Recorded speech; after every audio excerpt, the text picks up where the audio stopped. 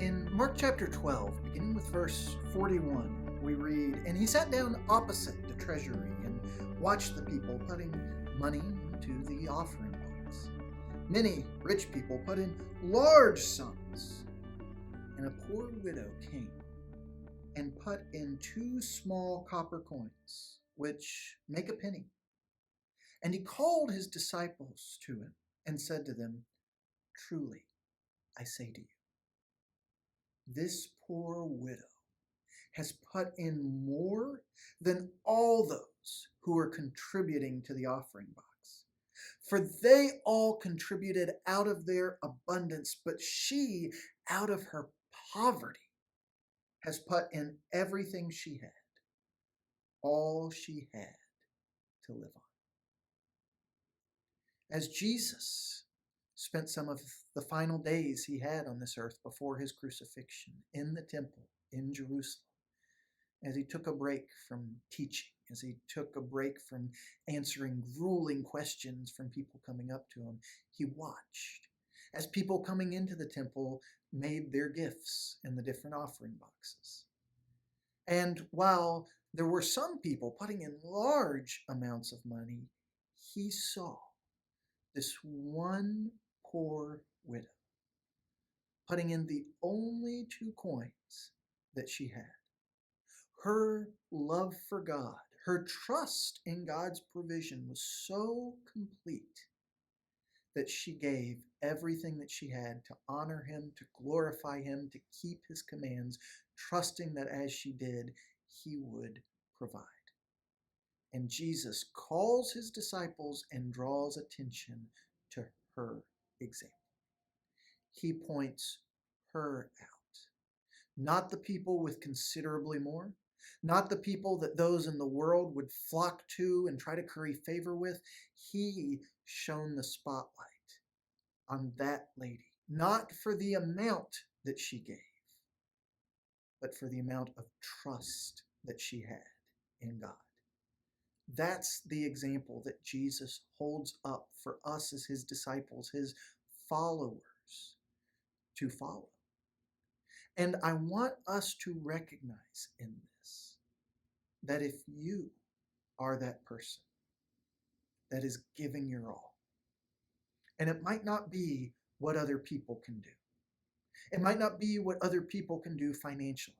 You might not have the same amounts of time to work with because of the stage of life you find yourself in. You might not have the same health where you're able to do things with the same vigor. You might not have the same talents, the same abilities that others have. But if you are giving your all, doing the very best that you can for God and trusting him to use it, trusting him to provide for you, I want you to know Jesus sees you. That effort that you're putting into raising those kids in a godly way, or to caring for that elderly parent that can't take care of themselves. That effort that you're putting into those Bible classes or devotionals that you're leading with a group of sisters, that effort that you're putting into serving the poor, those cards that you're writing, that encouragement that you're giving, if you are giving all you have, even if nobody else notices, even if nobody else appreciates it, Jesus sees it. And Jesus honors it.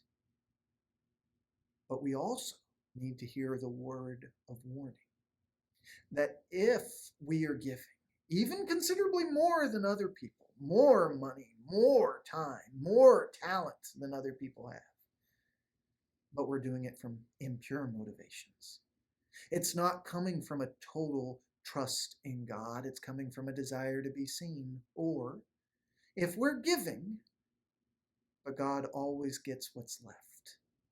After we've paid all the other bills, after we've fulfilled all our other commitments, then we'll give God what's left over. We'll do things for him, but it'll always be last minute. We'll wait till the last possible second to decide what we're going to do. Be warned. Jesus sees that too. Other people might see somebody that stands up front, might see somebody that's at every activity, might see somebody that gives a lot. But if our heart isn't fully trusting in God, If our giving comes from any impure motivation, Jesus sees. And we'll have our reward.